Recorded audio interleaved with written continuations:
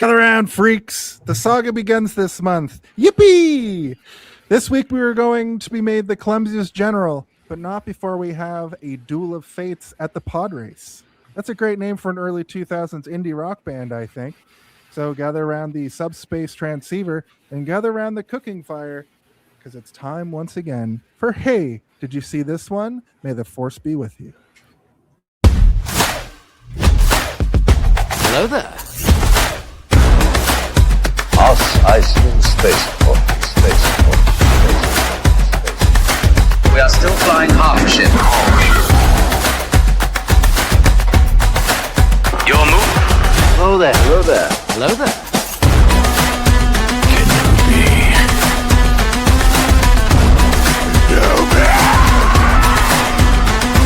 Hello there.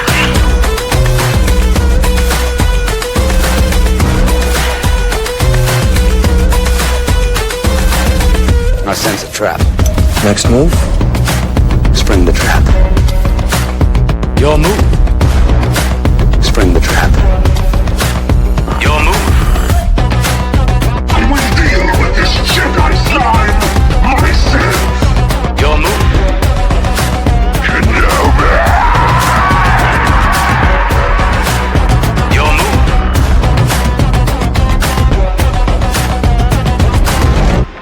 I have a bad feeling about this. Spring the trap. Your move. I have a job to do, Anakin. Try not to upset him. Kenobi. Try not to upset him. Your move. Go about your business. Move along. Go on. Spring the trap. What about Padme? She seems to be on top of things. Your move. Do you have a plan B? Kenobi. Plan B.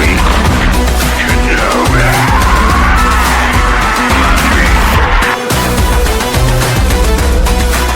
Plan B. Plan B. Another happy landing.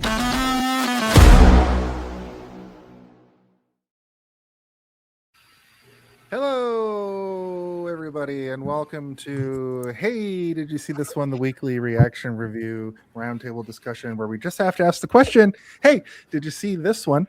On this show, we take a movie and we pull it apart. We leave no stone unturned, and we make sure that we talk about the movie until we can't talk about it anymore. We are your band this week. Of course, that is Duel of Fates at the pod race, and we're going to be playing the jams and the hits at the Star Wars Cantina all week long. This is, of course, the Star Wars month of lore we've been talking about for some time, but we decided to finally pull the trigger on it. I think it's going to be great. We are, of course, sort of doing this in conjunction with the Darth Theorists to sort of help boost them a little bit like they really need it. I think it's really the other way around. I am, of course, your first co-host, Jason R. Phillips, episode 1, The Phantom Menace. I'm joined, as always, by Stephen Boba Blackfly Waters, who made that incredible video at the beginning, and he is the voice of Darth Theorist, and he's going to... That's me! He's sort of going to be taking the reins this month since he's the Star Wars expert, and I get to sort of sit back. Yeah, and like just... what? Why are you calling it the pod race? It's the Boonta Eve Classic, you absolute piece of shit. Yeah, See, Jason. I knew this was going to happen. I was going to message you before the show and be like, when I get something wrong or I have a dumb question, can you please not decapitate me live in the air? It is a pod We need race. a You're right. frown. It just has a name. Okay. That specific race. Thank you. Yeah, no, I'm excited. I've been wanting to do this since the beginning, so I'm happy that we're here to explore it in the video. Let's do it, guys. Let's break this movie. Let's rip this movie a new one, if you will. Yeah. Let's take this movie out to dinner. Get a nice bottle of wine. Well, our guests have already begun to be the peanut gallery. We were warned not to have them on at the same time because they are best friends. But I would first, you warned me, Cass. I would first like to welcome back to the show for the umpteenth time, Cassandra Hodgins. Welcome back to the show.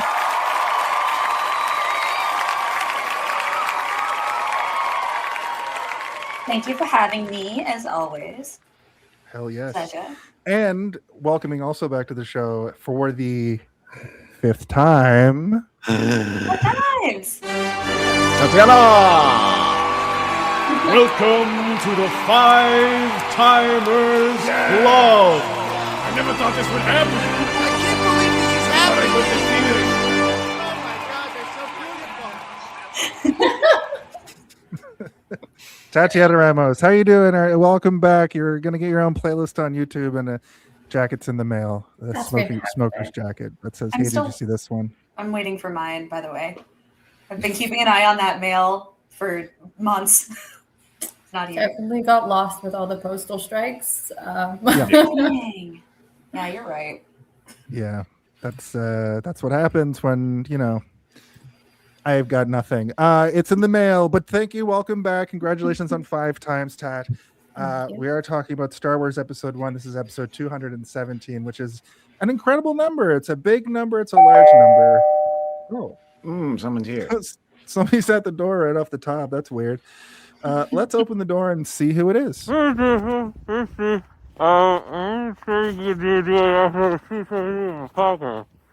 I just wanted to say, good luck. How are you going?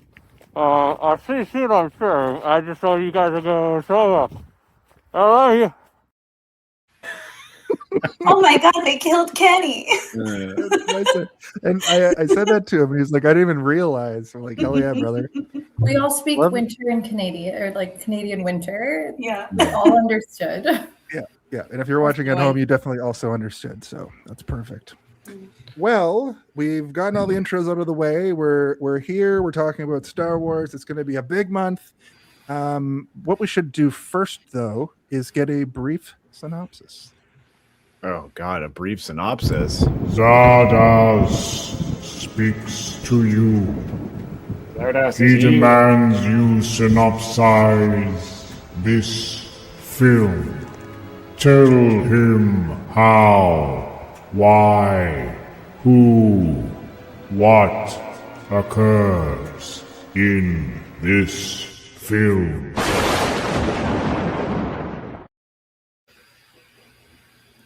Wow. Wow. Zardoz, we have to appease him. Star Wars Episode 1, The Phantom Menace. What a movie! At the beginning of this movie, we see 2 Jedi Knights have been dispatched to the planet of Naboo to settle a trade dispute between the Trade Federation and the planet of Naboo itself. Upon arriving, they are almost assassinated by the Trade Federation. By almost, I gave them they were nowhere near killing these 2. But they get down to the planet, realize that there's something more to this trade dispute than meets the eye. They evacuate the Queen of Naboo, Queen Amidala, but in their escape attempt from the planet's orbit, their ship is damaged. The hyperdrive no longer functions properly, and they have to refuel the hyperdrive as well as get some replacement parts. So they stop off on a desert world, Tatooine. There, they find the parts they need at a junkyard sale by a little wormy man who flies around. And they also find a little boy who is enslaved by this junk dealer. And they formulate a deal in order to get the parts they need, but also in doing so, they formulate a deal to get the boy out of slavery because he displays force abilities. He's a secret Jedi baby. And the bet that they put down in order to gain him his freedom is a pod race, like Jason mentioned earlier. And of course, Anakin Skywalker takes part in the race, and he wins the race because he rules. They go to Coruscant, where the Jedi Council say they're not going to train him because he's too old. But Qui-Gon's like, I'm going to train him anyway. Suck it. And he decides that he's going to then go back to Naboo with the Queen and the help of the Gungans, the people of Jar Jar Binks, in order to save the planet from the Trade Federation. And unfortunately, Qui-Gon dies in a duel of the fates. Spoilers. Yeah. If you haven't seen this 30-year-old movie, sorry, or I guess 27-year-old movie.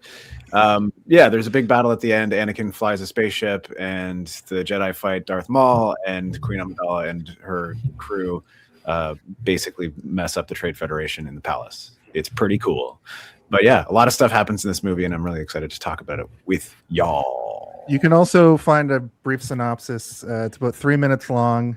Weird Al Yankovic himself got the script for this movie before the movie was released and wrote an incredible song about it called The Saga Begins, which basically just did what Steven just did. Yeah, I was debating whether or not I should just sing that song or not, and I decided not. That would have been great because we all know the lyrics to it. If you're of a certain age, if you were, they're burned into my brain. I know every word, and I know so much Weird Al, and sorry. I don't know that one, and I feel kind of disappointed in myself. I feel like we'll get some sort of copyright strike if we sing it. Yeah, exactly. If you get Tough every Running- word incorrect. Tough Running with Scissors. It's a classic, and it's a parody of American Pie by. No way. Yeah, you've heard it. It's been on the radio for Wow. 50 years. Yep. Cool. Well, we should go into our brief histories, I think. Brief histories. A brief history.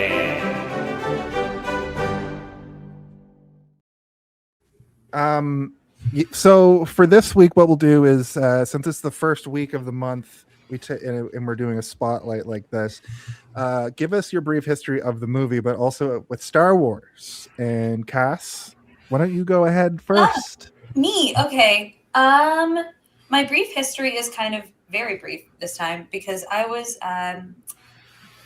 introduced to Star Wars by my cousin, who is named Luke and was a little blonde boy with blue eyes, so he thought he was Luke Skywalker. And I remember watching these movies as a kid, including Phantom Menace, but I don't really remember it. I do remember loving Jar Jar Binks and really loving the end fight, and that's all I remembered until I rewatched it with Tatiana this weekend. And that's kind of it. I really wasn't a huge Star Wars fan. Not to say that I don't like Star Wars. I really like Star Wars, but I'm not a fan. You know what I mean? Like, I don't know all the lore. I don't have all the knowledge of all the ins and outs of it. I've seen episodes like 4, 5, 6 a handful of times in my life. But Right. I don't know. I kind of just drop in and I enjoy it every time. I play Star Wars D&D, and that's fun. So I'm just here on a journey with you guys because I love when people love things and I get to learn about it. So that's me. Very good. We're excited to have you. Teach me things. Yeah. I How will. about you, Tatiana? There are some movies that you just feel like you've watched always. Like, I cannot tell you. I was really noodling on this because Cass asked me, because she was like, "You're going to be asked on the show." I'm like, "You're absolutely right."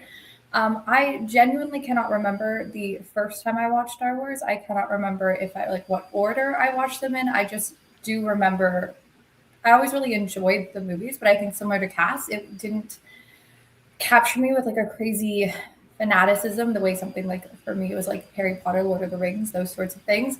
But every time I watch a Star Wars movie or TV show, I absolutely love it every time. And I do think playing the Star Wars D&D game made me know more about random Star Wars species and weapons and things to turn me into, I think, like a much bigger fan now. So I think rewatching episode 1 now has absolutely made me want to watch the rest, like all the way through to 9 and to like shows and all. So really happy, and thank you for bringing me into this month just to be able to, like, I don't know, find that joy in these movies again. Yeah.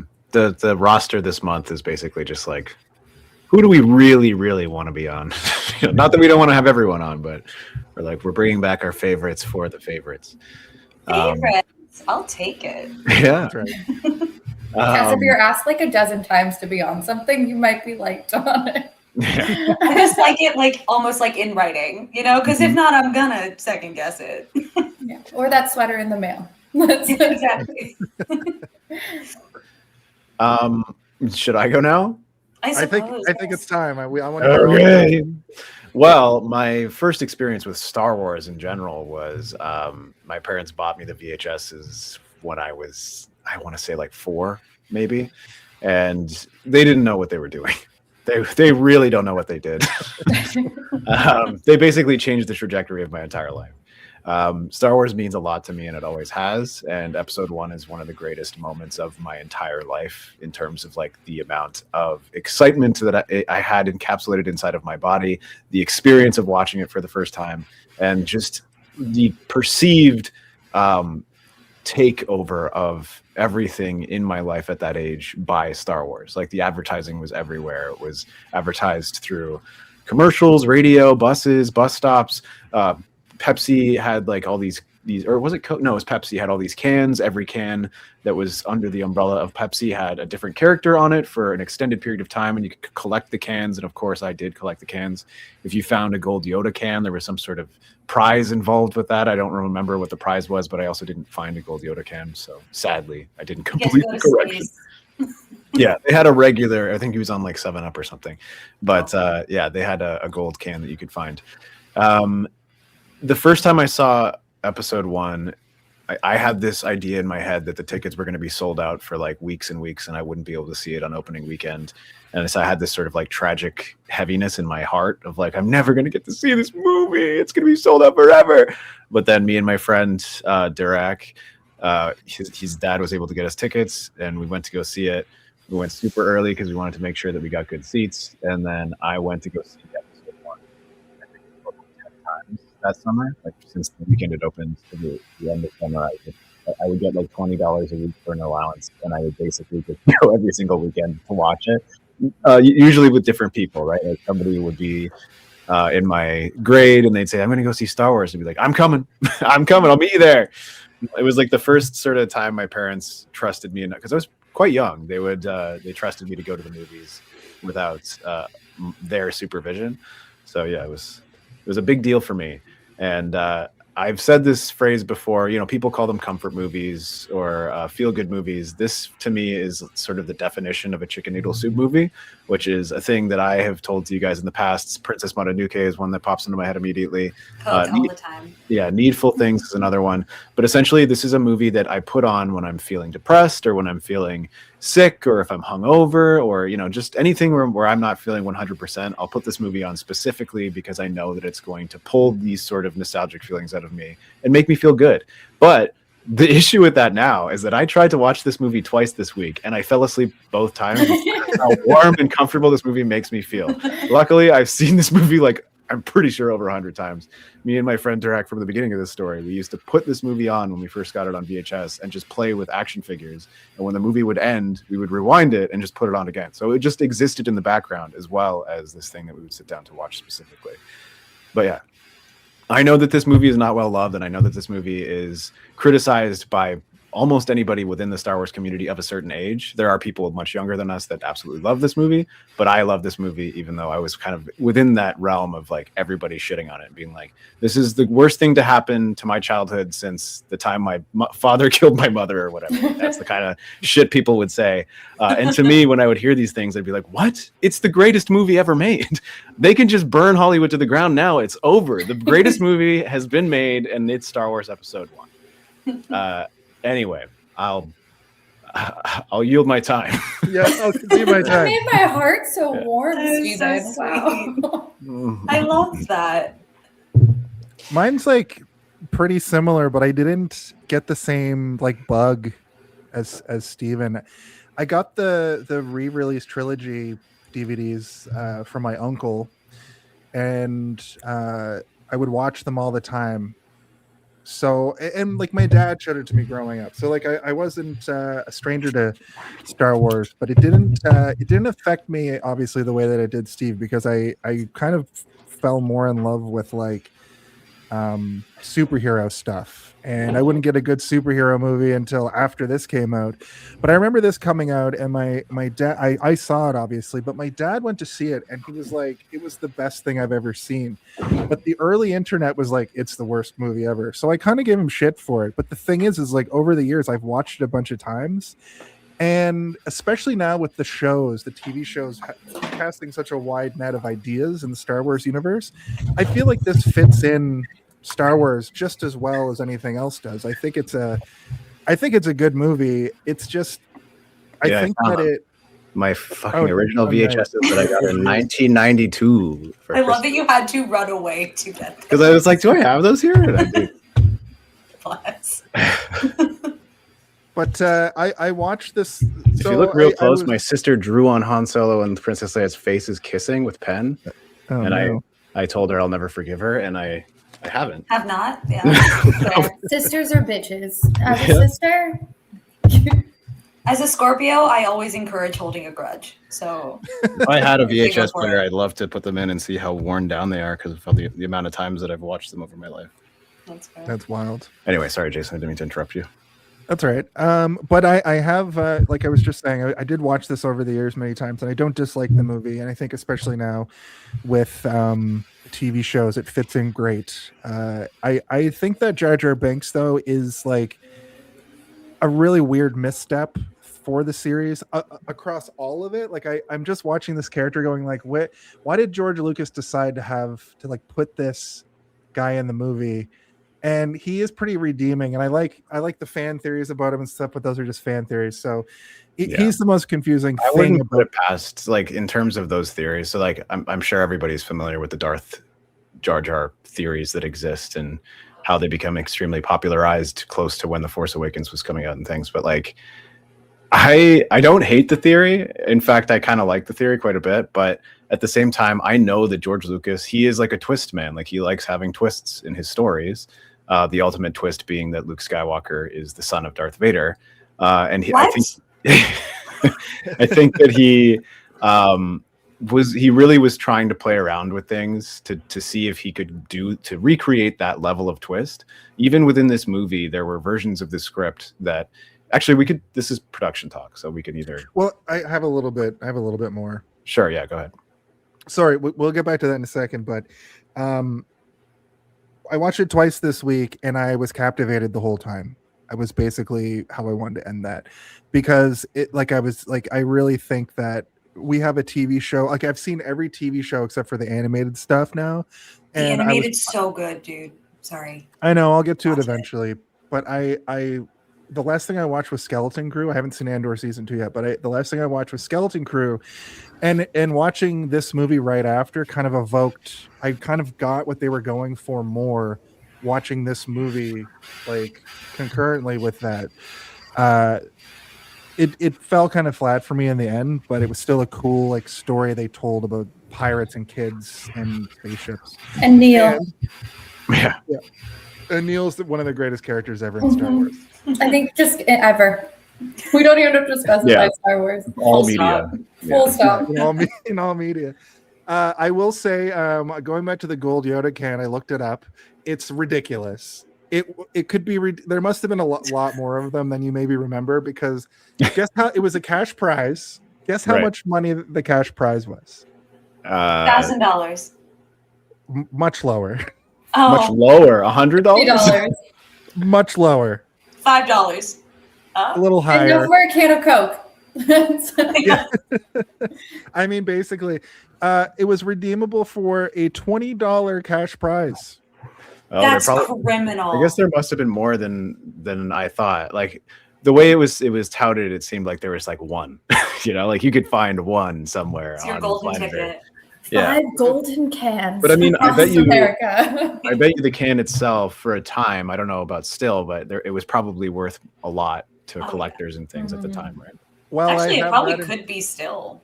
Maybe, I have that information for you as well. I just checked eBay, and the highest can on eBay, like complete, unsealed, or uncracked, is only $122. But okay, if you think of the return over 20 something years, now we're playing with stocks and bonds, my friend. Let's do it. It's worth the same. It's worth the same amount with inflation. It's also like, what would you do with it? Put it on a shelf, I guess. But LA Beast, the YouTuber LA Beast will drink it and get 1 million views, and he'll make much more than $122 off of it. And get lead poisoning. Yeah. That's what they used to make pop cans out of in the 1999 lead. It's that old. We're old. We're not allowed to put Coke in it anymore, so it's lead. Yeah, they got rid of lead and just started jamming us back with microplastics. And sugar. Well, we can go into production talk. To remind you, Steve, what you were talking about, it was like the Jar Jar Binks fan theory and George Lucas being a twist master. Yeah. The master of twists. I don't know if All right. Quiet on set. Are we rolling? Okay, let's shoot this piece of Sound. Speed. Action! I was going to say, like, he doesn't put twists in everything that he makes, but I think he valued that twist in Empire Strikes Back to be sort of like the greatest moment, not only in the Star Wars trilogy, but also in all of cinema. It's considered one of like the craziest twists. It's so popular that almost everybody knows it. Even people who haven't seen Star Wars know this fact, right? So much so that they don't even realize it's a twist. Like they'll go in and be like, isn't he his father or whatever? And then you see it in the movie and it's like, oh, like the only people you can fool with this twist now are like infants who have no access to the internet or any kind of other media beyond the stuff that their parents feed them. My child will never know that until they're old enough. But even within the original trilogy, he was trying to fuck around with it, right? Where it's like, okay, well, he found out that Darth Vader's his father in the end of the second movie. Let's also have the twist of Princess Leia as his sister and see what that does. And all that really did was make people go like, well, that's a confusing wank, right? It's like he kissed his sister pretty hard in episode 5. The confusing wank too. Also, just like all the like shipping. I don't know if shipping was a big thing in 1999, but I'm sure people were like Endgame, Leia, Luke, and then never mind.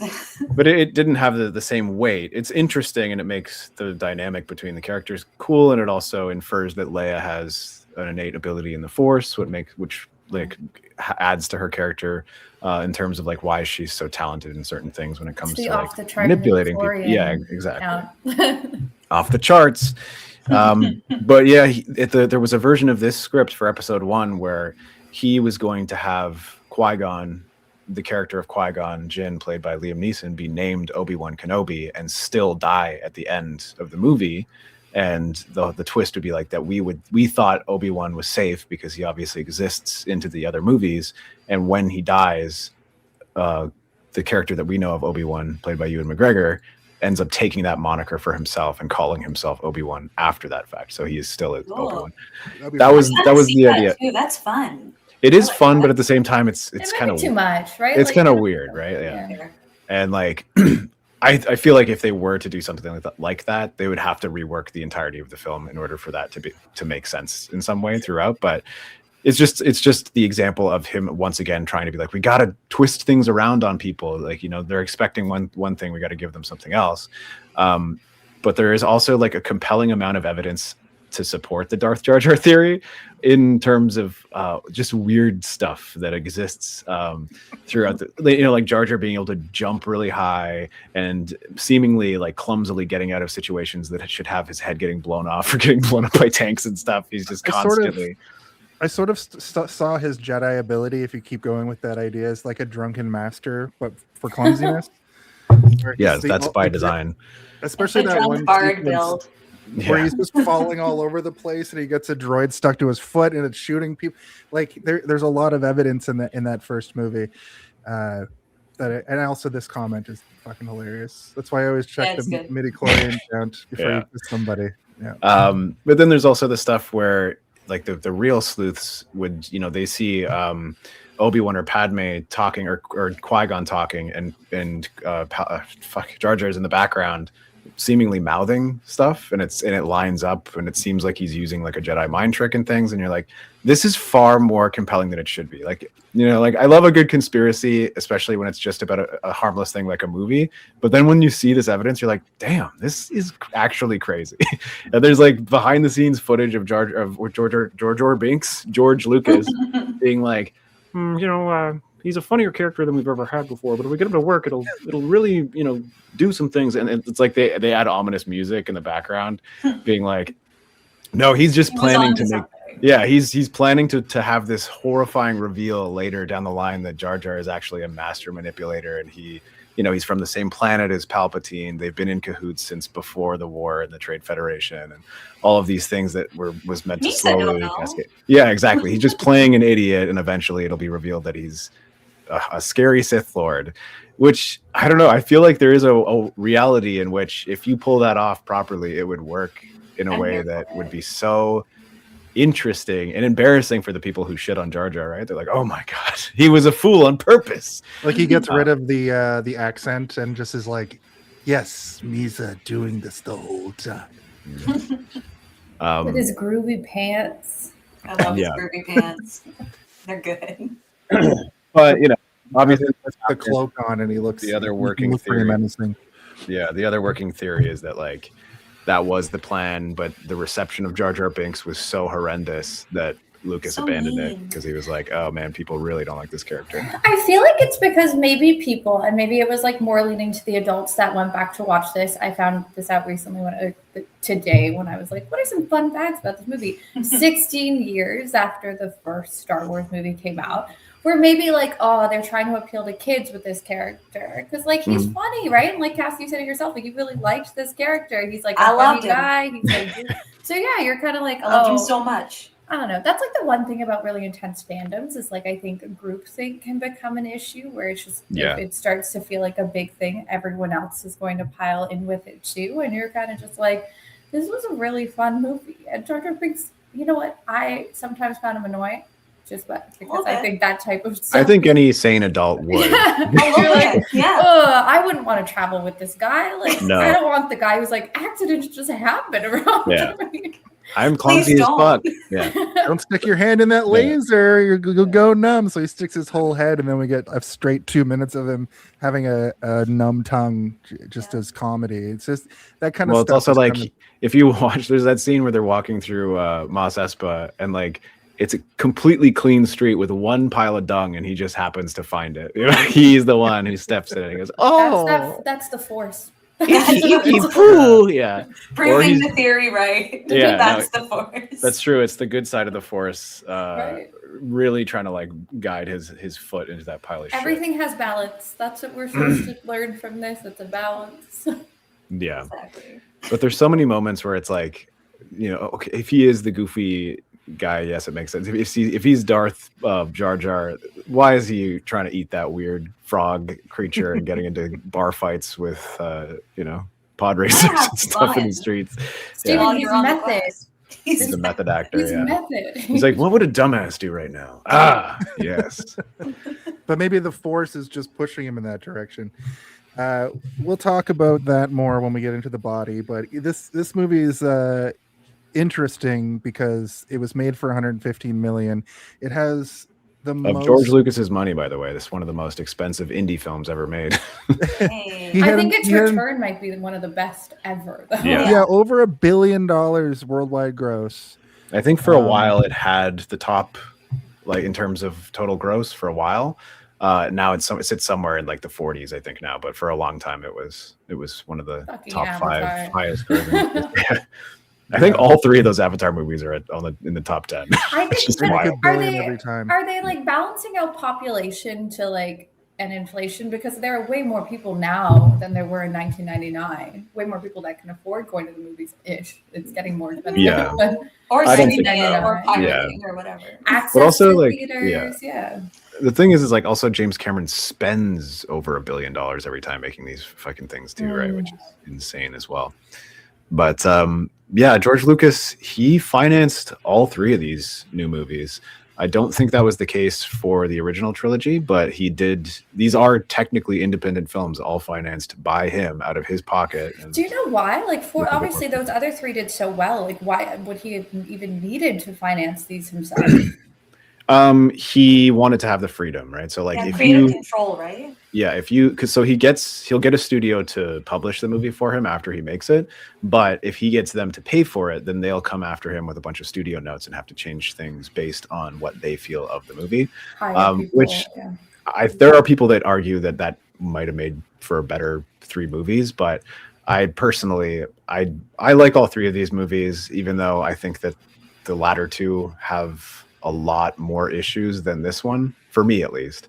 I think in terms of structure of a movie, this one's a little bit more flimsy, but the other two have some problems performance-wise for me. But we'll talk about those when we get to those.